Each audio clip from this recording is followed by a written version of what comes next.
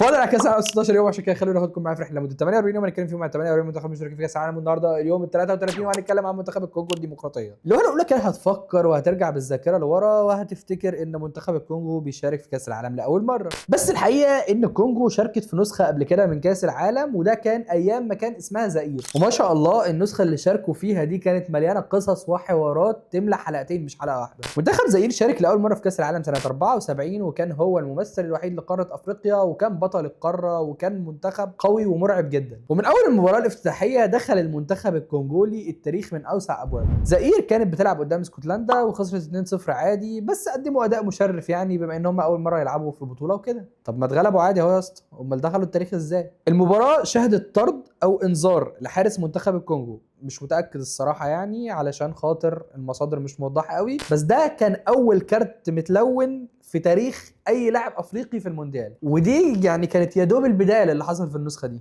قبل الماتش الثاني ليهم في المجموعه قدام يوغوسلافيا اكتشف اللعيبه ان المسؤولين سرقوا فلوس التاهل ومكافآت التاهل بتاعتهم وما ادهمش ولا مليم. طبعا اللعيبه هددوا بالتمرد وقالوا احنا مش لاعبين، وتم اجبارهم ان هم ينزلوا الملعب في اللحظات الاخيره، فنزلوا وهم متدمرين نفسيا ومش طايقين ان هم يلعبوا، واتغلبوا 9-0 في واحده من اكبر نتائج المونديال. رئيس زئير وقتها كان واحد ديكتاتور دموي اسمه موبوتو سيسي سيكو. بعد الهزيمه ب9 اهداف الراجل ده اتضايق جدا، انتوا رايحين تعرونا ولا ايه؟ راح بعت لهم حرسه الخاص بتهديد واضح وصريح، قال لهم لو خسرتوا الماتش الجاي بفرق اكتر من 3 اهداف محدش فيكم يرجع بيته عايش. لا هو كان فاجر ويعملها يعني. فالماتش الجاي من حظهم يبقى قدام مين؟ البرازيل. طبعا اللعيبه دخلوا الماتش مرعوبين، يعني ناس بتهددهم بحياتهم وحياه عائلاتهم. اصلا في لقطه كده انه لعيبه البرازيل واقفين هيشوطوا فاول، فعيني من كتر الرعب المدافع الكونجولي موانزا ايلونجا راح طار من الحيطه وشاط الكوره شتتها من قبل ما الحكم يصفر. حتى العالم كله فضل يضحك وقتها وافتكروا ان اللعيبه الافارقه جهله بقوانين اللعبه، كان اللعيبه يعني مش عارفين ان هم المفروض يستنوا الصفاره، غلابه مش عارفين اللي فيها، نعيم الجهل حرفيا. بس من حسن حظ لعيبه زئير الماتش خلص 3-0 بس الحمد لله يعني، واللعيبه رجعوا بلدهم سلام. ما تهزرش معانا الهزار ده تاني بقى يا عم موبوتو. بس بما ان في المشاركه الاولى للكونجو ما سجلوش ولا جون، فتوقعوا معايا دلوقتي مين هيكون اللاعب اللي هيسجل اول جون في تاريخ الكونجو في كاس العالم؟ قولوا لي في الكومنتس.